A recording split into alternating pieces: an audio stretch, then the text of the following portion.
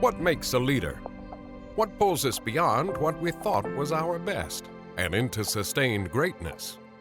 Tune in right here with Ron Kitchens to learn how to challenge and change your best so that you can move forward into leading at your highest level. Hey everyone, I'm Shannon Allen on the Always Forward Leadership Podcast with Ron Kitchens. Ron, how are you today? I am awesome. Like Guns N' Roses, awesome. That is like great. Taking it to Paradise City, awesome. Is there something in particular that's got you at that level of awesome? You know, I think I'm just, because I've decided I'm going to be that awesome That's today. it. That's what it is. So Ron, you are what I would call a great problem solver. And I've actually heard you joke that sometimes you like to just break things to see how they work and to see if you can solve them. So I have a question for you today. What is kind of it can be global or it can just be nationwide, business-related problem that you are like itching to solve? Man, I'm going to sound really woo-woo-y with this one. Mm-hmm. I am convicted right now, and it's on my heart, that we as a country have got to do something about employment and economic opportunities for ex-offenders. Wow. I think just that I had a friend the other day call and say, what if for the rest of your life you had to wear a T-shirt everywhere you went that said on it the worst thing you've ever done? Wow. How would your life be changed? Wow. And I'm really convicted that and I'm not a soft on crime guy, I'm not a, life made hard decisions kind of, what things happen, they happen.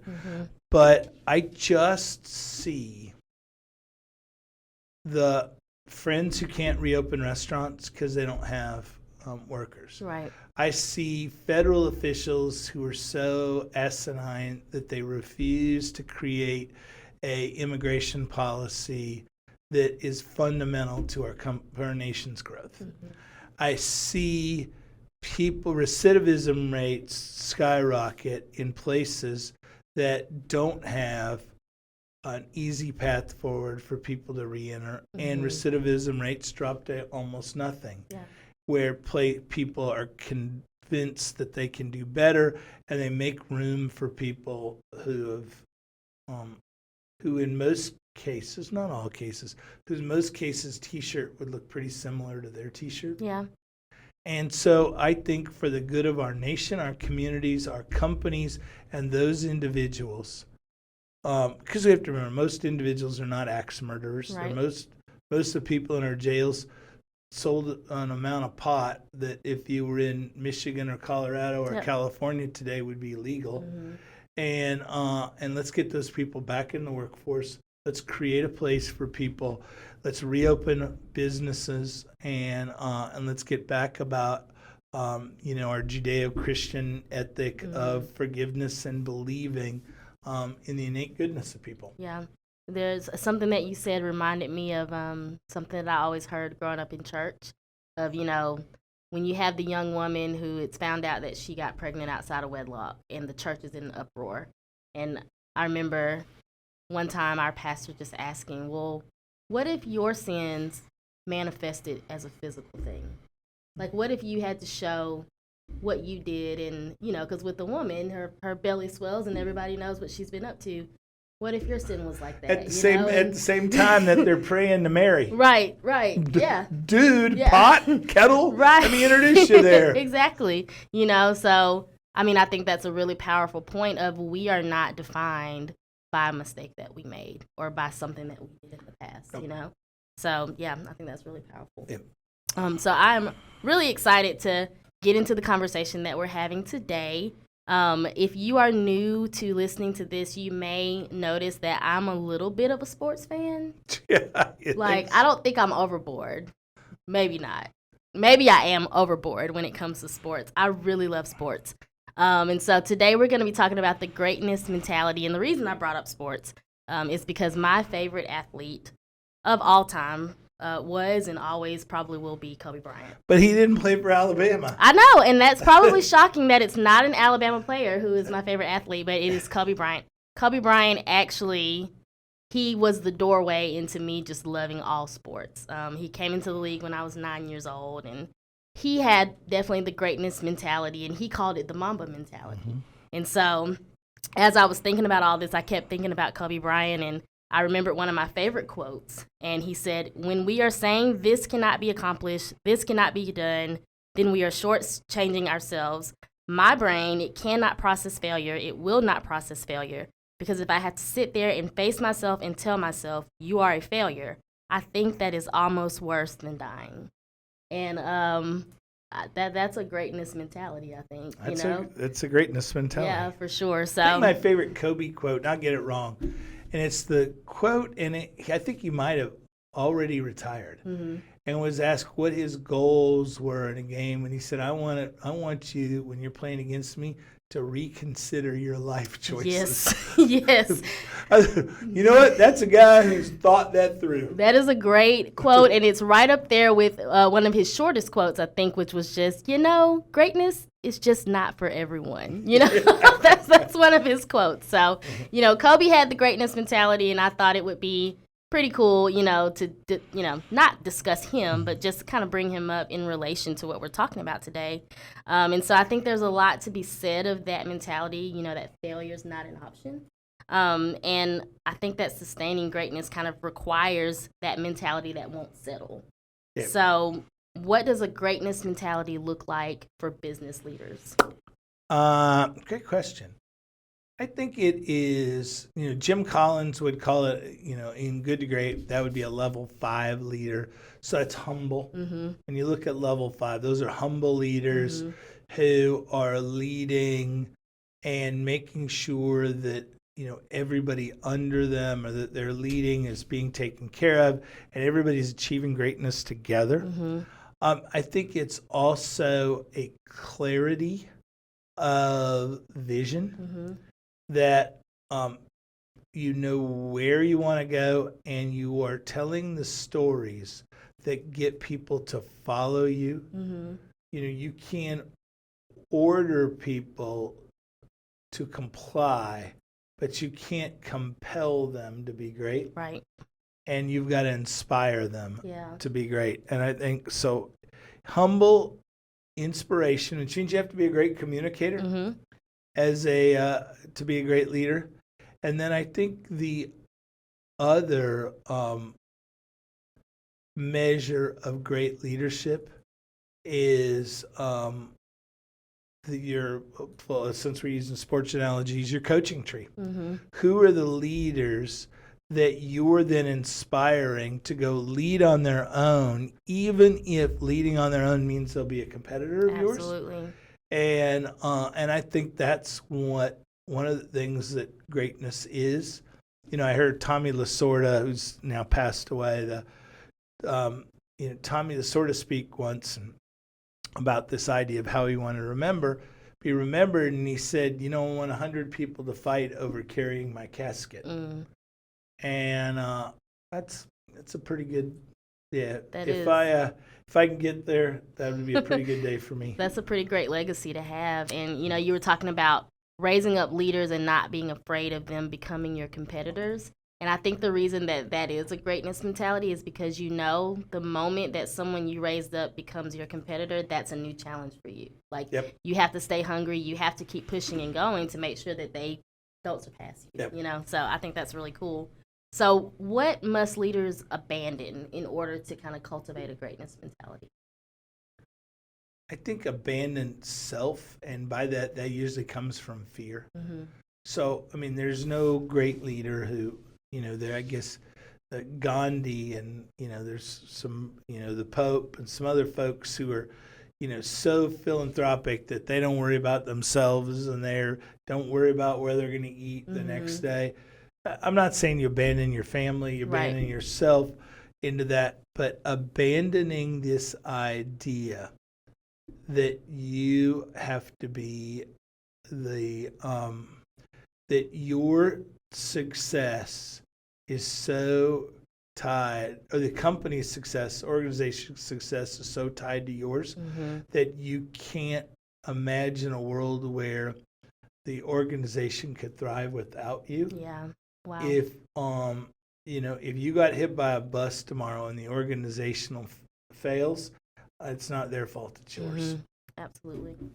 Yeah, that's powerful. So, I mean, and we've talked about it before, the breadcrumbs of true leadership is how many other leaders are around you. Absolutely. I tell our folks, we meet your first week here, we're going to go have lunch, just you and I, and we're going to talk about the Mandarin Orange story, and we're going to talk about some other things. And one of the things I want to talk about is we want you to have the job of your dreams. But at some point, if this isn't the job of your dreams and it's someplace else, we still want you to have the job of your dreams. Absolutely. And I want to be quoted in the press release for your new organization, talking about how lucky they are to have you. Yeah.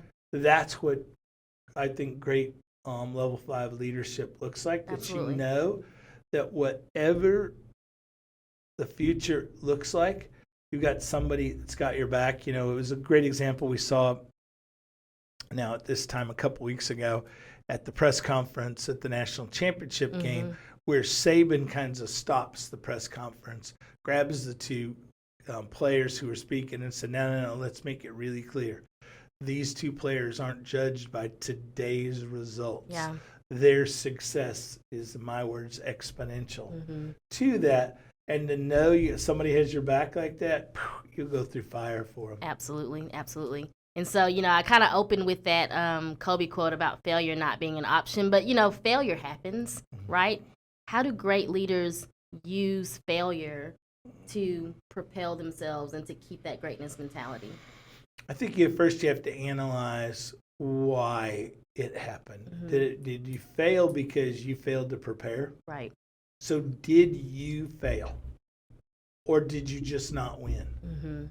And I think that's a distinction you have to be really clear about. Because if you failed, you didn't prepare, you didn't put the work in, you didn't execute, you didn't use the resources you were given to produce at the maximum level, then you failed.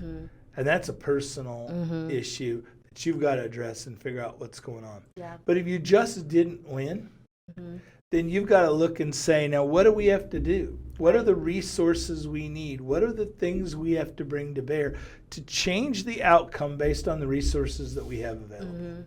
And you got to analyze that, and you got to be honest. There's one person you should never lie to, and that's to yourself. Absolutely, absolutely. And also, you heard it here on Always Forward. Alabama did not fail at the championship.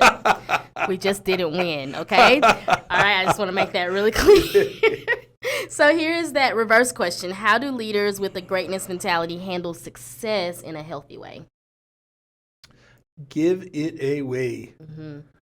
Give it away. That success is rat poison. Yeah. Second, you start believing in it. You and I were joking the other day after the national championship game that the next day was, it's the first day of football season. Yes. But you got to give that stuff away.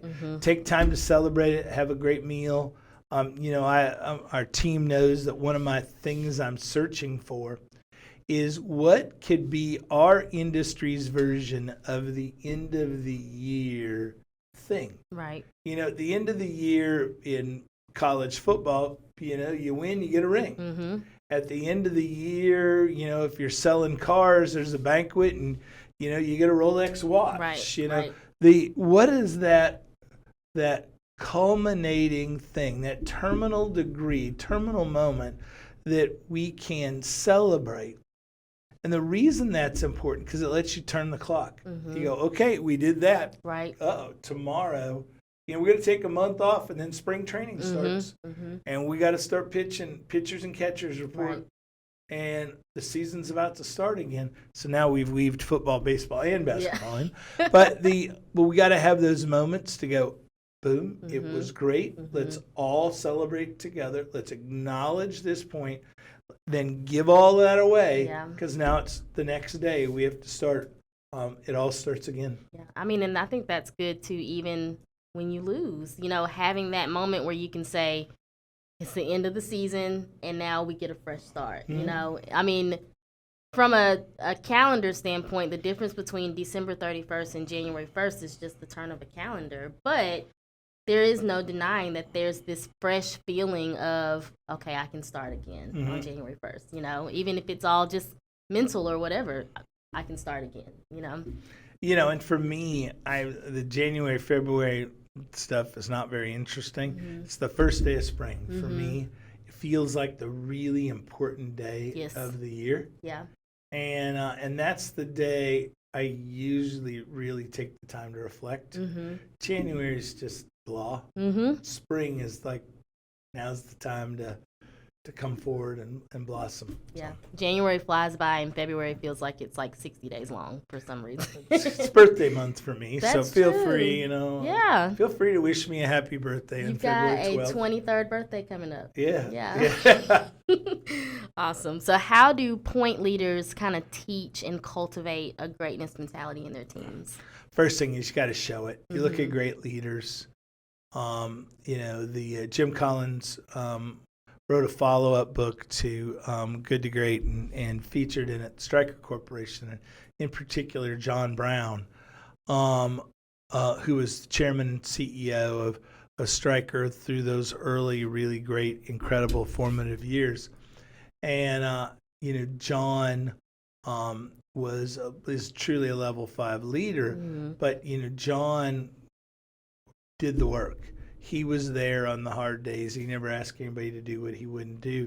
He always drove a car that was equal or less than the sales reps drove. And a lot of times it was the used car that one of the sales reps had because he didn't want anybody to think because he was the CEO, he somehow was better than everybody. Yeah. And he set those really high standards. And I think for us as leaders, we've got to demonstrate those things. John was an interesting guy, and I know John fairly well, and but my good friend Barry Broom lived across the street from John, and John was chairman of our board, and and Barry had a new house and went to hire a lawn company, and then as he's interviewing the lawn company, John Brown, the billionaire CEO of the largest employer in town, is mowing his own lawn. And so for 4 years, Barry mowed his own lawn. I love it. And but those are the kind of things that you set forth as a leader of here's what success looks like, and here are the behaviors that enable it going forward in the future. And if you do that, that's when organizations will begin to emulate their leader. One thing I really love that you've done with our organization is we have a document that is called First Principles. And I mean, because I like to see things in writing. I like to know where I stand, you know? And those first principles that we have, it's just a list of things that are true about our organization. And I really like that of like, this is who we are, this is what we do, this is how we behave, this is how we, you know, and it reinforces and it gives like a really good, almost like a lighthouse to call you back home. If you feel like you're getting a little off track or you're not quite aligned with the vision, there it is right there. It's being communicated. And I think that that's a really powerful tool for leaders is, you know, decide what is true about us or what do I want to be true about us. Put it in writing and just communicate it to your team. I think it's really good. No, I think it's important that we all understand what our core principles are. Absolutely. So, you know, this isn't necessarily like a biblical podcast, but one of my favorite scriptures is in Romans 12, and it talks about being transformed by the renewing of your mind. And so what transformation should leaders expect to see within themselves and their teams when they start to develop that greatness mentality? You know, I think we mentioned in our previous podcast that holy discontent, that understanding that and redefining of what success looks like. So, you know, I'm reminded, and I've told the story, and I think uniquely you, but we hired a new employee a few years ago, a new team member, and I was home for dinner, and Kelsey, my daughter, we were talking about, I had somebody new, it started today, and she said, well, There's one more mortgage that we're responsible for. Yeah. And that's right. When you understand that growth of an organization is not just about return on investment, but it's about return to investment on people, and about the impact that you can have on other people's lives, that those become the things that you remind yourself to renew. Yeah.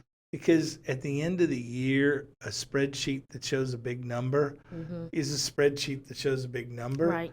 But understanding that you help 3 people on your team be able to buy houses or have children, stay home for 12 weeks of maternity leave or, whatever those things are, those are the things we have to keep score on, that we have to use to renew our minds. Absolutely. That are beyond simply, spreadsheets and X's and O's. Yeah, that's so good.